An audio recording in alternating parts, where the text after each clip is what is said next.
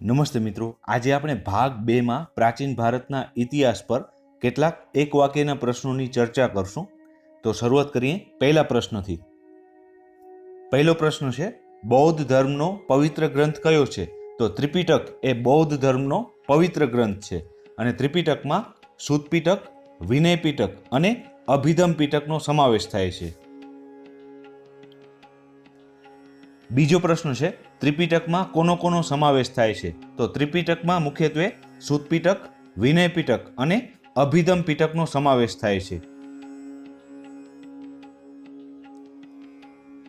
ત્રીજો પ્રશ્ન છે, અભિધમ પિટકમાં શાનો સમાવેશ થાય છે? તો અભિધમ પિટકમાં બૌદ્ધ ધર્મનું તત્વજ્ઞાન રજૂ કરવામાં આવેલું છે.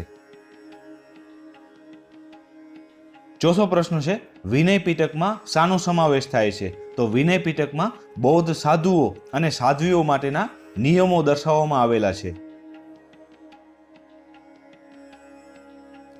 પાંચમો પ્રશ્ન છે, સુત પિટકમાં શાનો સમાવેશ થાય છે? તો સુત પિટકમાં ગૌતમ બુદ્ધના પ્રારંભિક જીવનના પ્રસંગોની માહિતી મળે છે.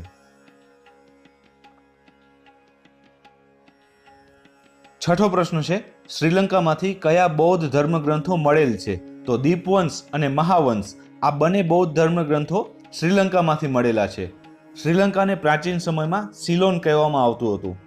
દીપવંશ અને મહાવંશમાંથી બૌદ્ધ સમયની ઘણી ઐતિહાસિક માહિતી મળે છે.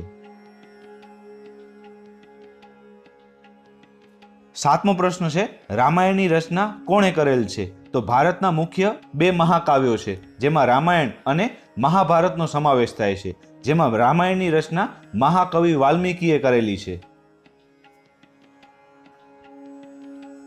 આઠમો પ્રશ્ન છે, મહાભારતની રચના કોણે કરેલ છે? તો મહાભારતની રચના મુનિ વેદવ્યાસે કરેલી છે. મહાભારત એ વિશ્વનો સૌથી મોટો કાવ્ય ગ્રંથ છે. નવમો પ્રશ્ન છે, સંસ્કૃત ભાષાના વ્યાકરણનો પ્રખ્યાત ગ્રંથ કયો છે? તો અષ્ટાધ્યાયી એ સંસ્કૃત વ્યાકરણનો સૌથી પ્રાચીન ગ્રંથ માનવામાં આવે છે, જેની રચના પાણિનીએ કરેલી છે.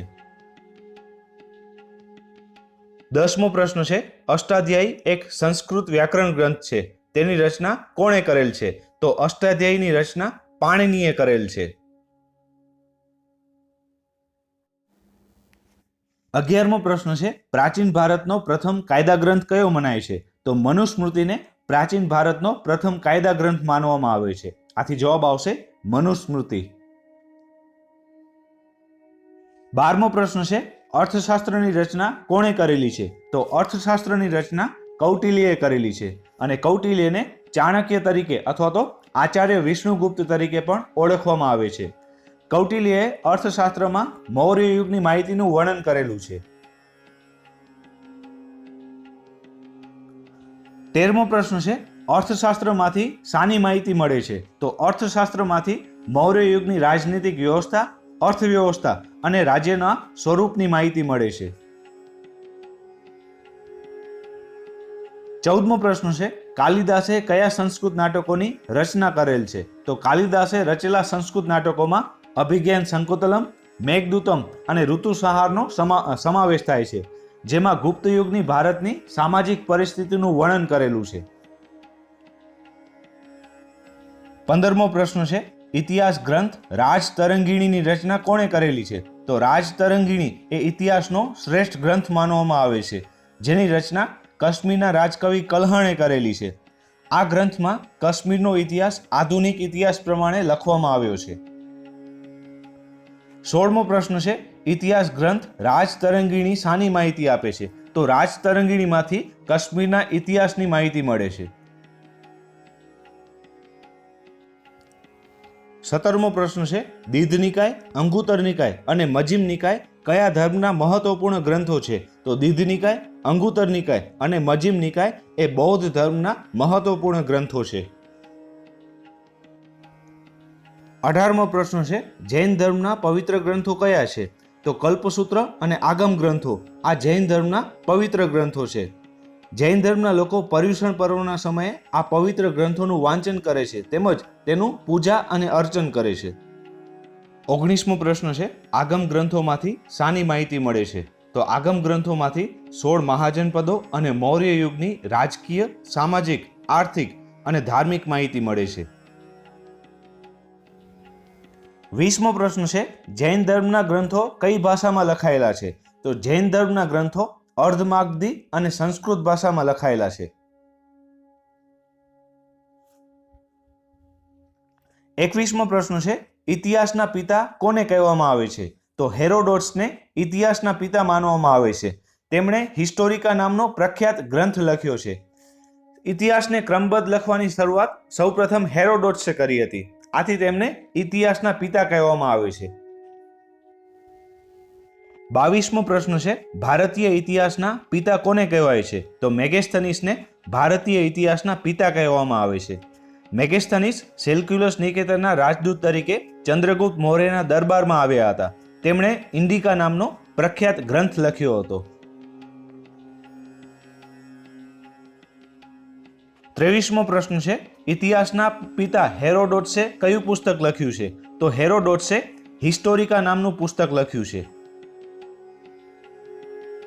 24મો પ્રશ્ન છે, ભારતીય ઇતિહાસના પિતા મેગેસ્થનીસે કયું પુસ્તક લખ્યું છે? તો મેગેસ્થનીસે ઇન્ડિકા નામનું પુસ્તક લખ્યું છે.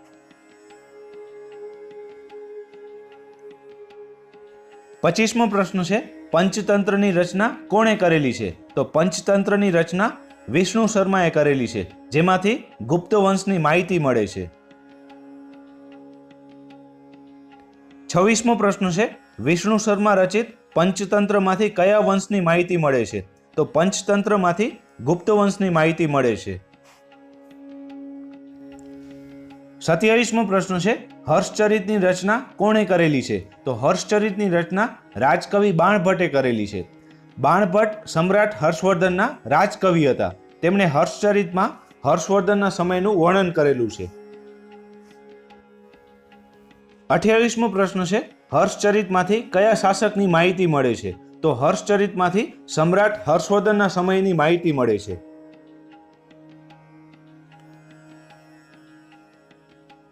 29મો પ્રશ્ન છે, બુદ્ધચરિતમની રચના કોણે કરેલી છે? તો બુદ્ધચરિતમની રચના અશ્વઘોષે કરેલી છે, જેમાંથી ભગવાન બુદ્ધના સમયની માહિતી મળે છે.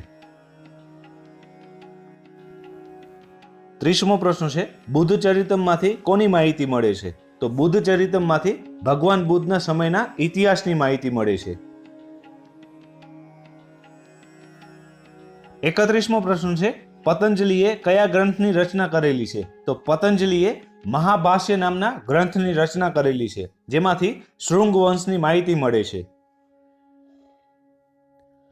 32મો પ્રશ્ન છે, પતંજલિ રચિત મહાભાષ્યમાંથી કોની માહિતી મળે છે? તો મહાભાષ્યમાંથી શૃંગ વંશની માહિતી મળે છે.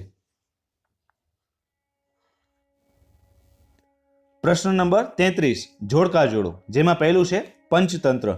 પંચતંત્રની રચના વિષ્ણુ શર્માએ કરેલી છે, જેમાંથી ગુપ્ત વંશની માહિતી મળે છે. આથી પહેલામાં આવશે બી, ગુપ્ત વંશની માહિતી.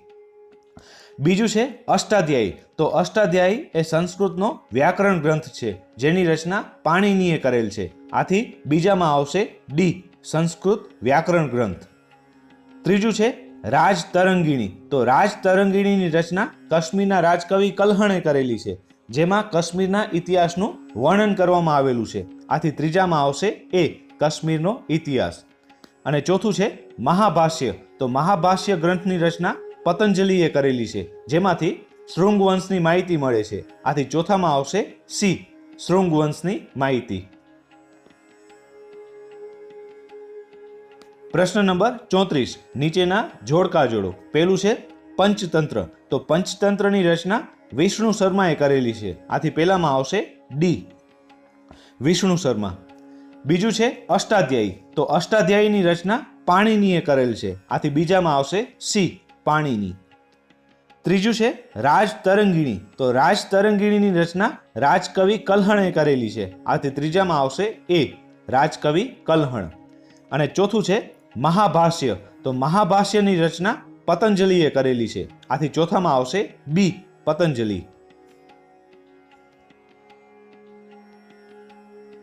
પ્રશ્ન નંબર 35, જોડકા જોડો. પહેલું છે અર્થશાસ્ત્ર. તો અર્થશાસ્ત્રની રચના કૌટિલ્ય અથવા તો ચાણક્યએ કરેલી છે. આથી પહેલામાં આવશે ડી.